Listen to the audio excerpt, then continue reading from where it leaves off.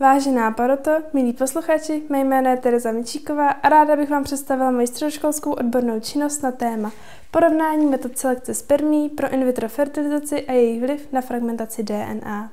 V dnešní době je neplodnost čím dál více řešené téma, jak ve společnosti, tak v medicíně, a proto jsem se rozhodla, že moji středoškolskou odbornou činnost zaměřím na toto téma. Mezi cíle mé práce patřilo naučit se vyhodnocovat laboratorní metody, určující kvality ejakulátu, dále vyhodnotit procento fragmentace DNA spermií v ejakulátu u pacientů navštěvující Centrum asistované reprodukce před selekcí pro účely IVF a ICSI a po selekci a následně metody selekce porovnat mezi sebou. Neplodností v dnešní době trpí okolo 15% populace a toto číslo neustále stoupá. A kdy může lékař označit pár neplodný? Po 12 měsících neúspěšné snahy a pravidelného styku. Podívejme se spolu na graf neplodnosti. Když si všimneme ženské a mužské neplodnosti, vidíme, že tato čísla nejsou příliš rozdílná. Rozdíl je pouze v tom, že ženská neplodnost je mnohem více řešená a také se o ní mnohem více ví. Proto jsem si vybrala mužskou neplodnost jako tématem mé práce. Základním vyšetřením mužské neplodnosti je spermiogram.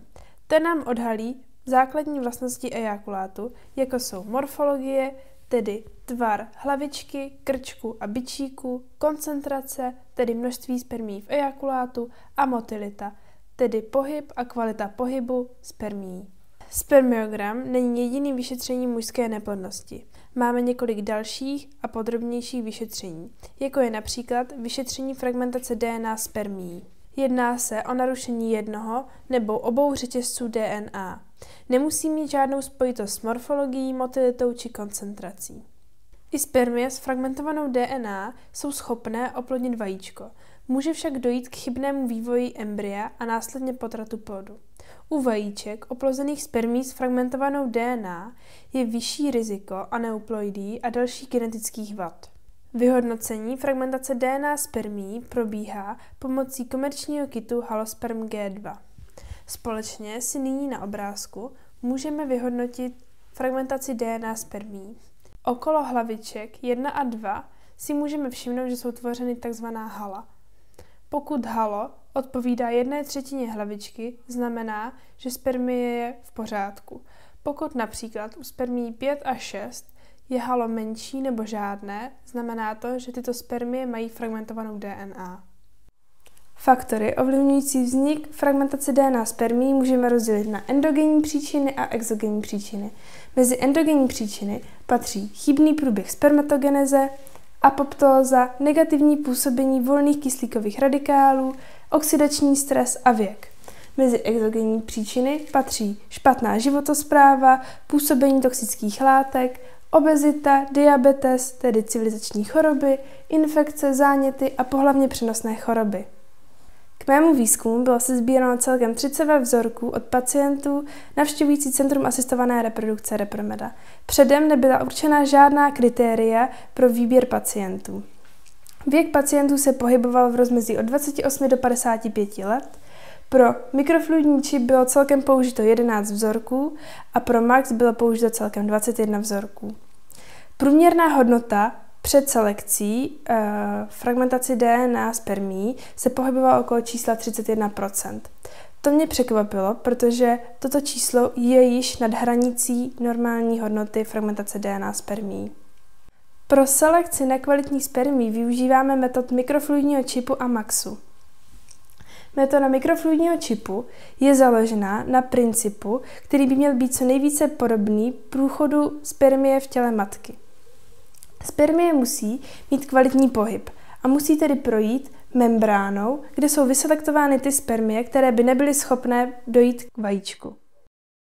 Metoda MAX, Magnetic Cell Sorting v překladu selekce magneticky označených buněk, funguje na principu, že jsou vyselektovány apoptické nebo raně apoptické buňky. Ty totiž vykazují na membráně látku fosfatidylserin. Na tuto látku je navázán anexin, který obsahuje magnetické markery. Vzorek s anexinem následně projde kolonou s magnetem. Buňky, které jsou magneticky označené, zůstanou v koloně a zbytek proteče dál. U této metody je důležitá koncentrace. Při porovnání výsledků metod jsme se zaměřili hlavně na maximální zlepšení, medián před a po selekci, průměrnou hodnotu před a po selekci. Při pohledu na maximální zlepšení vidíme, že lepších hodnot dosáhl mikrofluidní čip. Při pohledu na medián vidíme, že lepší metod dosáhl mikrofluidní čip, protože hodnota před selekcí byla 31 a u maxu 30, tudíž u mikrofluidního čipu došlo k větší selekci. Při pohledu na průměr vidíme, že lepších hodnot dosáhl max, protože rozdílné hodnoty jsou vyšší, tudíž muselo dojít k větší selekci. Musíme si uvědomit, že na základě těchto výsledků nemůžeme vykázat, která z metod je lepší. Proto jsme museli provést konkrétní analýzu vzorků a porovnat to také s jejich spermiogramy. Pro mikrofluidní čip je důležitý kvalitní pohyb a pro max je důležitá koncentrace. Na základě porovnání, které jsme provedli, jsme zjistili, že kvalitnější metodou je mikrofluidní čip. Musíme si ale uvědomit, že mikrofluidní čip není vždy lepší volbou, protože pro některé pacienty se mnohem více hodí max. Zajímavé je porovnání obou metod u jednoho pacienta. Povedlo se mi získat vzorek mikrofluidního čipu v září 2023 a vzorek maxu v listopadu v roce 2023. Rozdíl je tedy 2 měsíců. Když se podíváme na výsledky, vidíme, že mikrofluidní čip před selekcí dosáhl hodnot 30% a po selekci 73%. Vidíme, že tato metoda měla spíše negativní výsledky, pro tohoto pacienta nebyla vhodná. Při pohledu na výsledky maxu hodnota před selekcí byla 60% a po selekci 21%. Vidíme tedy, že pro tohoto pacienta metoda selekce max byla velmi úspěšná. Musíme si také všimnout hodnot před selekcí u mikrofluidního čipu a u maxu. U mikrofluidního čipu je to 30% a u maxu 60%. Došlo tedy k dvojnásobnému navýšení hodnot. Může to být na základě prodělané nemoci, radikální změny životního stylu, anebo také například stresu. Praktickou část mé práce jsem obohatila o rozhovor s párem, který se několik let léčil s neplodností. Díky tomuto rozhovoru jsem měla možnost pohlédnout na neplodnost z druhé stránky pohledu, a to z té psychické. Usoudila jsem, že psychická pohoda je důležitým aspektem pro léčbu neplodnosti. Na závěr bych chtěla poděkovat Centru asistované reprodukce Repromeda za možnost provedení mého výzkumu v jejich laboratořích. Vedoucí mé práce Gabriele Tauvínklové za její čas a mnoho cenných rad. Androložce Kamile Velínské za spolupráci v laboratoři, její čas a důležité připomínky k mé práci. A mé školní konzultance paní profesorce Ivě Kubištové za psychickou podporu a drahocenné rady. Děkuji za pozornost.